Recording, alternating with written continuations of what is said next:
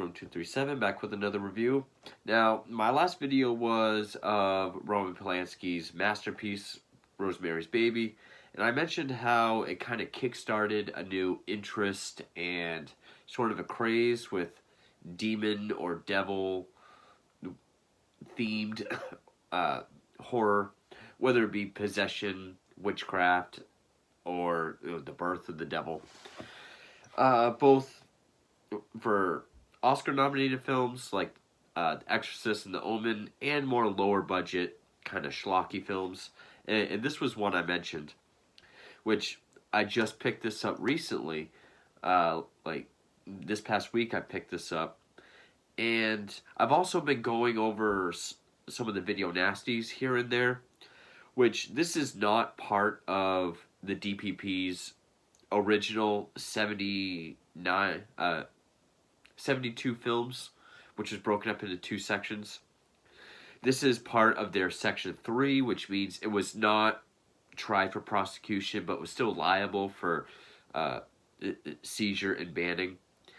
And it's actually a West German film, actually built around some historical accuracy, and it does do a good job with it. And it's actually more bloody and graphic than some of the video nasties that were prosecuted. And it's 1970s Mark of the Devil. Now, I found this very cheap. This is the Blue Underground DVD, because of course it is. As you all know, I love my Blue Underground. There is an Arrow Blu-ray of this, but I'm perfectly fine with Blue Underground. Don't really see the point in upgrading. This was like $5, so definitely worth it. Now, this film was heavily inspired by the Vincent Price film The Witchfinder General from 1968, and was originally gonna be more like that film. And that is a very good film. It's a Price film that I don't have, but I have seen it. But there's actually two directors. Michael Armstrong is the credited director, but the producer, Adrian Hoven, worked with him, and these were two guys that hated each other. I mean, they argued about everything. Hoven wanted very few scripts on set, and would often go off with a DP or a cinematographer to film their own ideas without Armstrong's knowledge or input. And it's been up for debate over which director actually did do more. I guess according to Armstrong himself, nothing important of Hoven's was used. But much of the cast pretty much says it's a 60-40, but I can't remember which one they say. It has a pretty good cast. I mean, you got horror character actor icon of Udo Kier, who's been in countless things, which this might be his earliest role. For the longest time, the earliest role I had of his was Suspiria, which is another movie about witches. I just want to see what his first film was.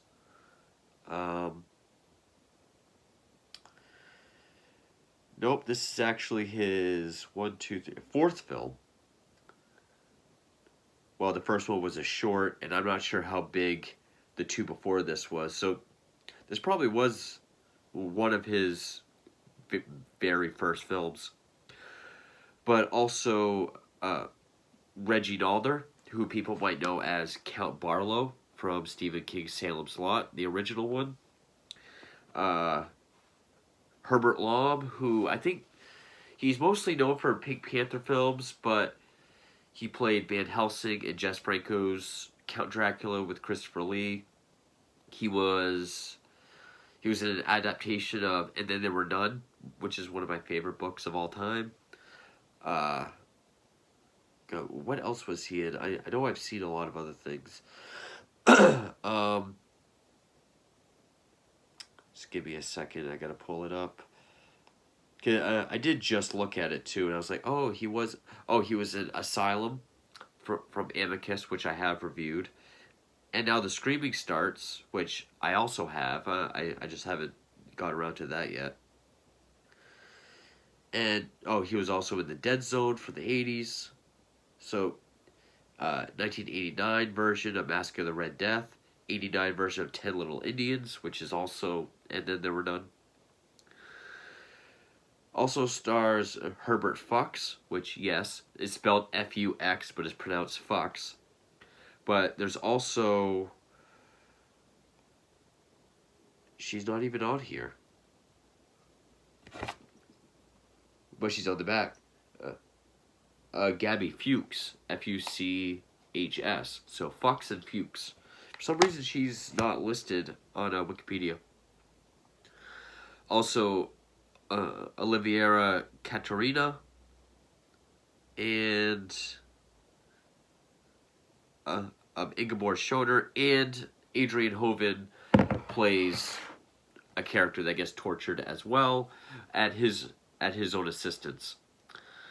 Now, this it is a period piece or a historical piece. It takes place in between the 15th and 16th century Austria, even though this says early 18th century Austria. Oh, the opening said between the 15th and 18th centuries. So 1800s Austria, so 1700s. And they do a good job with the hairstyles, the clothing. Obviously, the dialogue is not going to be as authentic as, like, The Witch. Probably because they would have spoken Old English in Germany, but...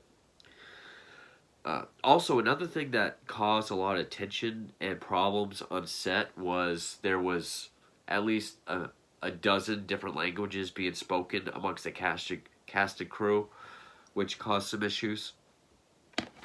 Oh, I also wanted to get Ernst W. Kalinke. He was the one that would go behind Armstrong's back with Hoven to film some other things. Music was done by Michael Holm, and I really did like the score. The ending bit, during the revolt, did have this very kind of uplifting, uprising kind of a military type sound to it. But I did like the score. I was expecting it to be a bit more late 60s, early 70s, European, almost giallo sounding. But no, it's still cool though. And it takes place during, excuse me a moment. It's centered around the European witch trials. So it's not like the Salem witch trials or the Spanish Inquisition. It had a name. I don't remember exactly what it was. I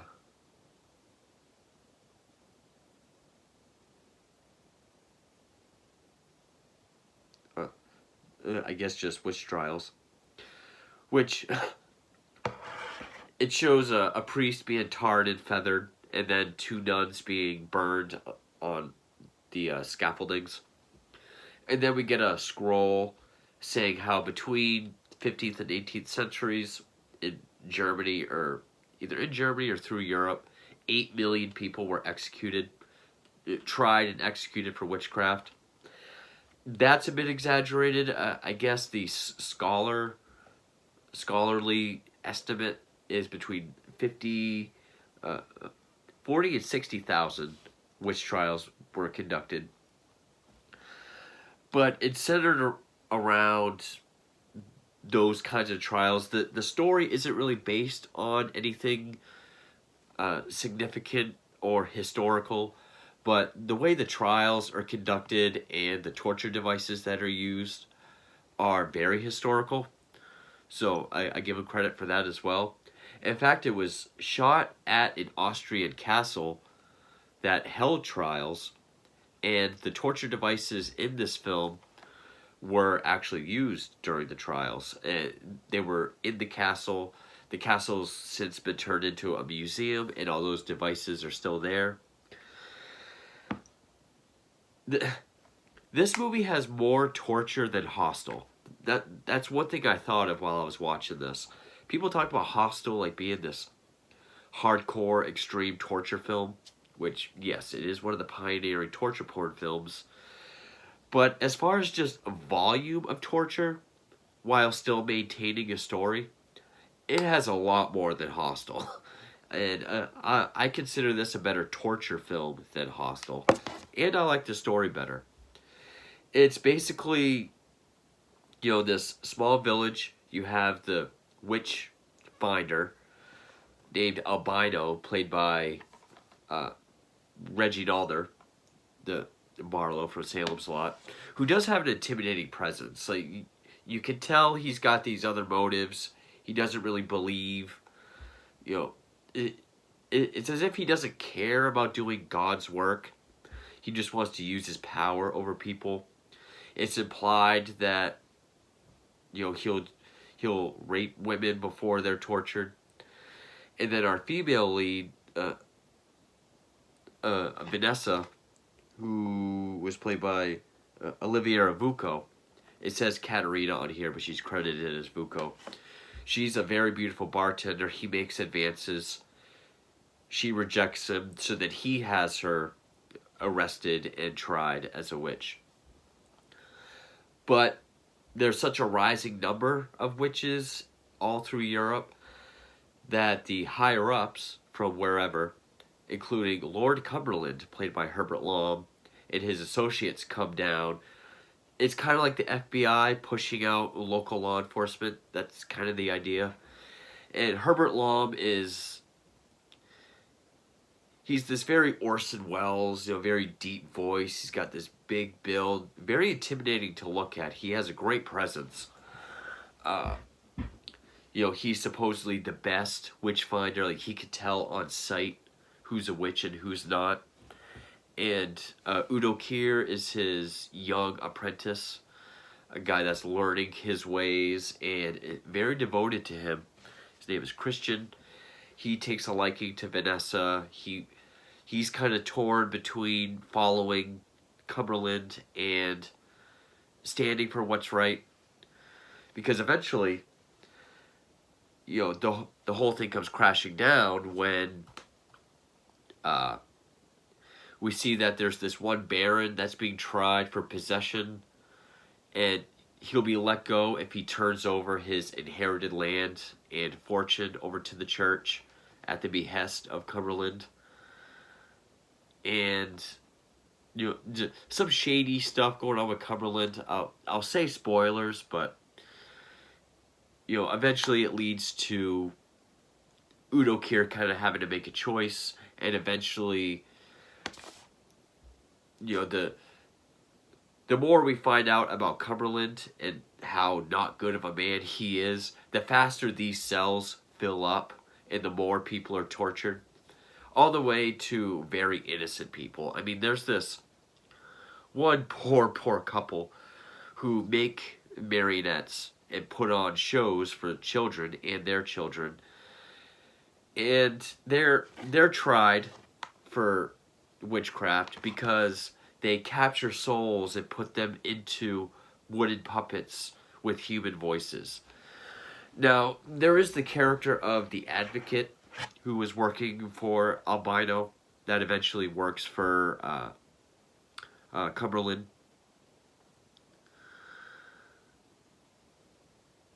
And it leads to an uprising, essentially, but it does do a good job with its torture. I mean, it does have that thick, almost orange, vibrant tomato paste blood that a lot of European films had at the time. One of the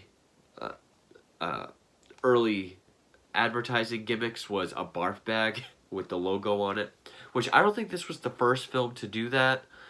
I think Herschel Gordon Lewis might have done that first.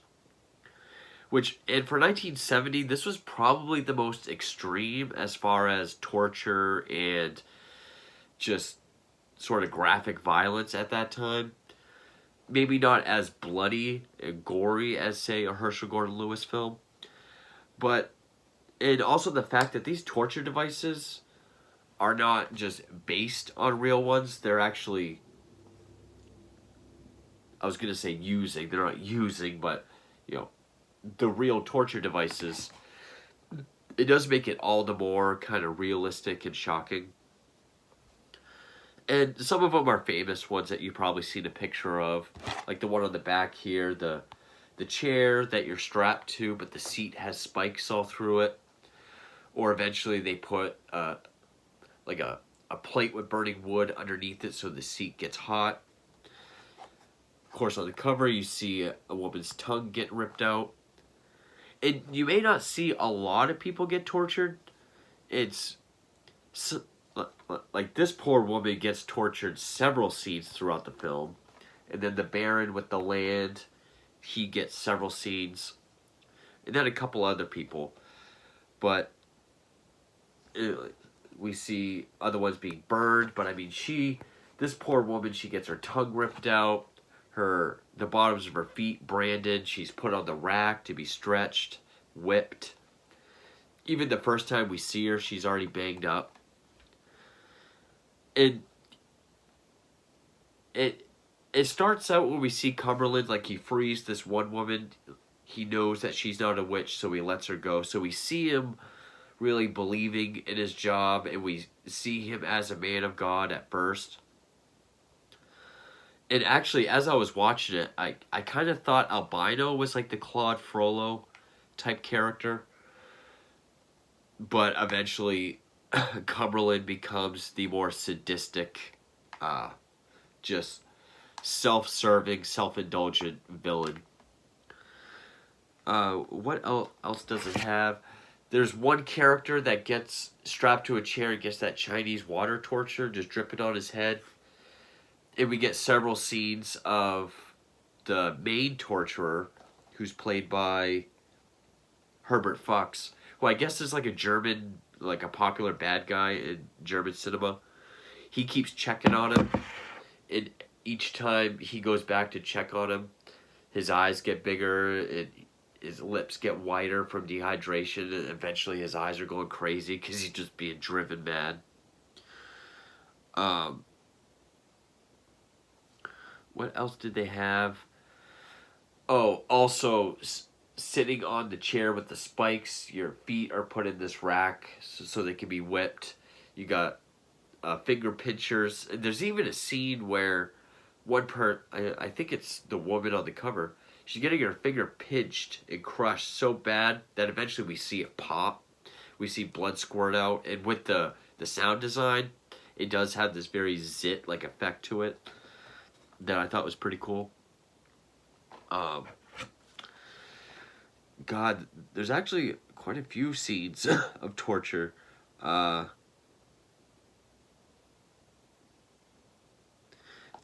There is one rape scene, but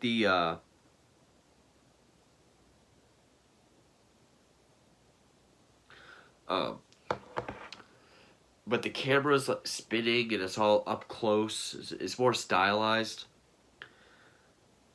I guess I'll say spoilers here. I mean, yeah, I'll just say spoilers here. If you're into historical films, it's worth checking out. Again, the main story isn't really based on a real thing that happened as far as what these characters are doing or the main plot line. But the overall, just the way the trials are conducted, the modes and methods of torture and the devices, all pretty authentic. So if you're interested in that or just that period or sort of like dark ages torture devices, definitely check it out. It's also well shot. The opening had this weird, I'm not sure what it was. It kind of looked like a bifocal type lens where you had like the circle where we're seeing things, and then there's like the outer like frame. So like if something goes beyond the circle, it's like cocked it larger. I'm not sure what that was called, but I can recommend this. It's not as schlocky as I thought it was going to be.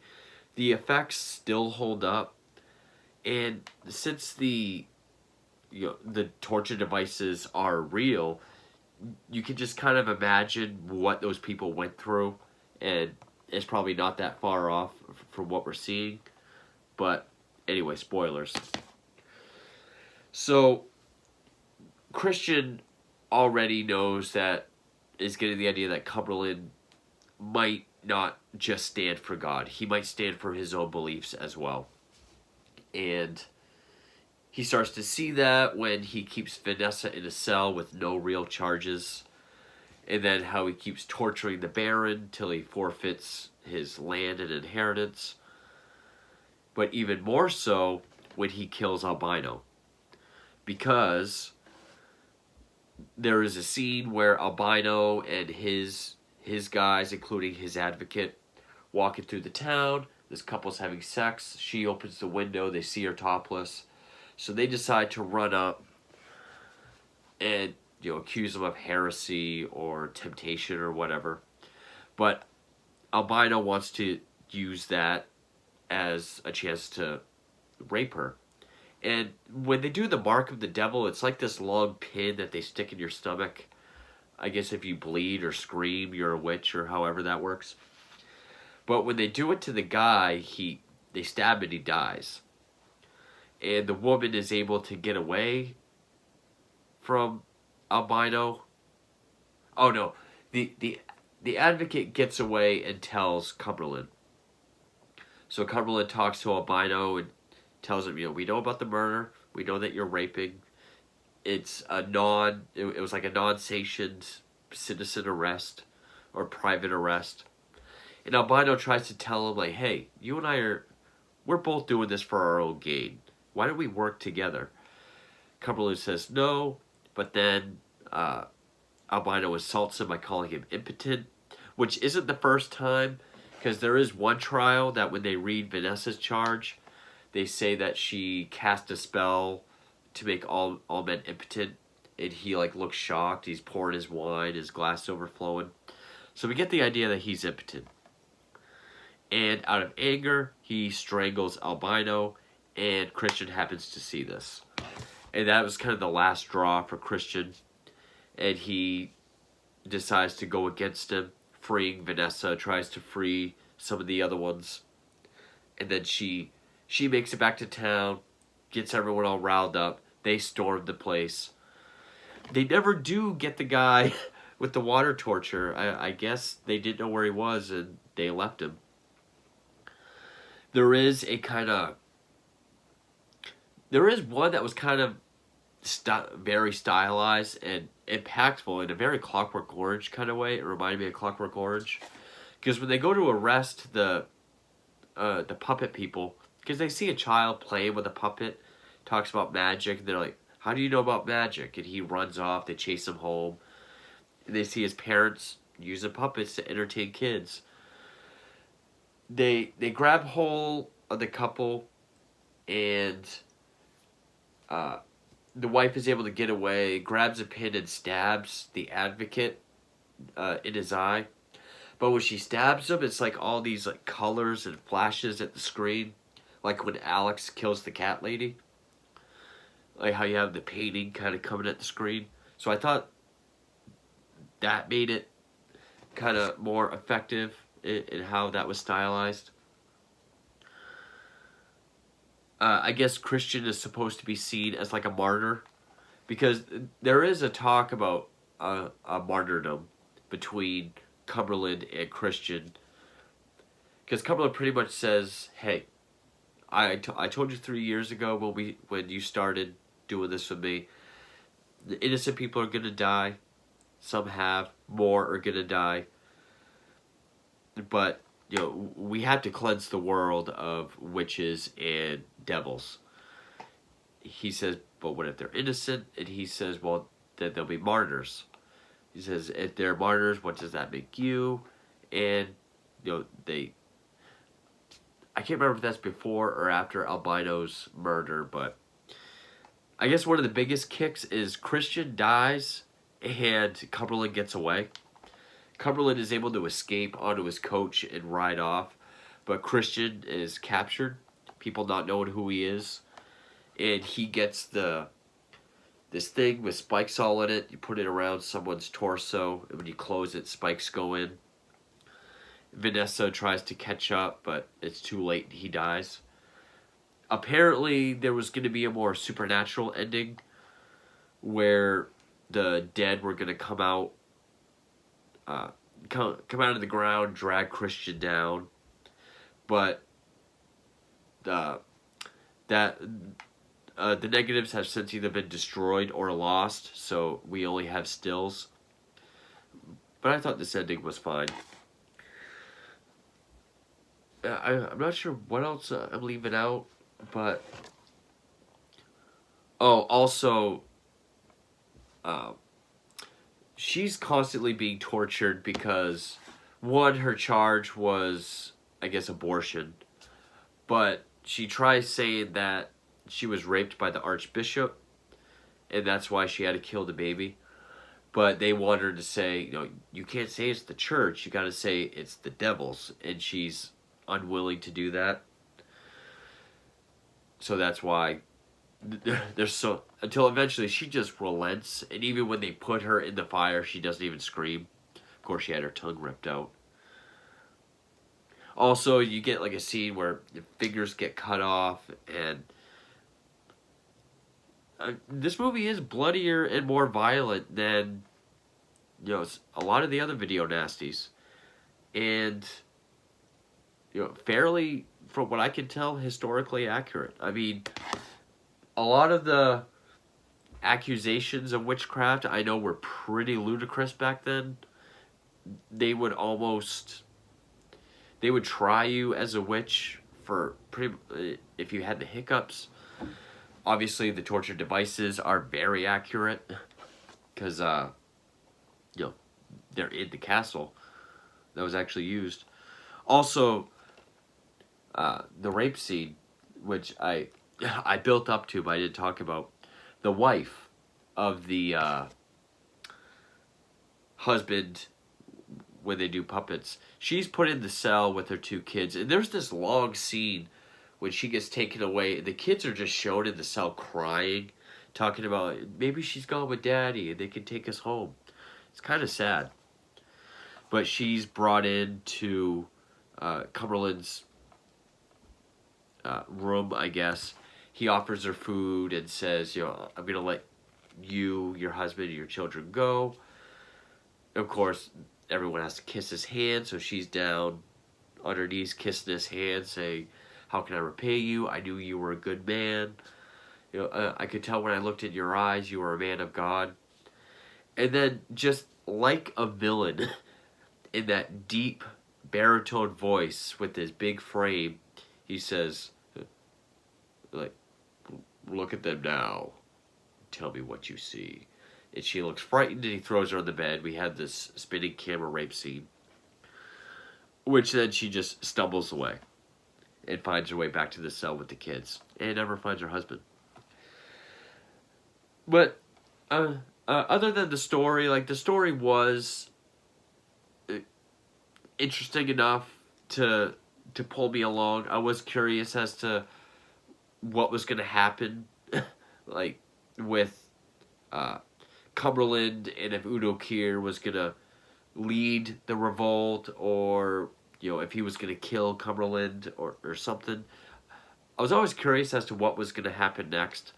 But along with that, and really similar to a Saw film, I was waiting to see what the next torture device was going to be. I was like, what's the next famous historical mode of torture that they're going to utilize? And that was kind of exciting. In kind of a weird way. I was curious to see what they were going to use next. And again, I can't say that for Hostel. But yeah, this is fun in its own way, but they did do a good job with the costumes, and I thought the acting was fairly solid. I don't think Udo Kier dubbed himself, or he's just very good at an American accent.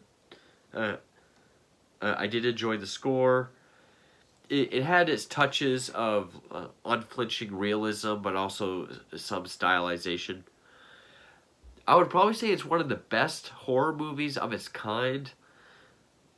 dealing with something historical, witchcraft, and stuff like that, since another German film, Hexed, which I have reviewed, from 1922. Now, obviously, I would say this is a better film, a better made film. And actually, the German title, which is Hexen, which I think means witch, but what was the original German title? Witches tortured till they bleed. And there was a sequel in 1973, which was Witches are violated and tortured to death. Now, I haven't seen that, and here in America, what they tried to do was capitalize on the title and make unrelated films sequels to this, including some films of the Blind Dead series, the Spanish Blind Dead series. I think the last one with the relating to it was Mark of the Devil 666, which was in 95 or 96. I would like to see the second one. I'm hoping it is more in the vein of this, historical, real torture devices, pretty much showing us how it's used. But if you want to see kind of a period of witch trials and just what people did to other people and calling it law or justice or for the sake of religion, it's a wow. It's pretty well made. Again, it might look like your typical exploitation schlock, but I thought it was pretty well made. Obviously, I would say this is a better film. I love this film to death, but this is more like a documentary. But it could make a decent double feature. So that is 1970's Mark of the Devil. Again, not an official Video Nasty, but one of the other ones from Section 3 that was also banned. So, I guess not an official Video Nasty, but was still part of the panic. But anyway, thank you for watching.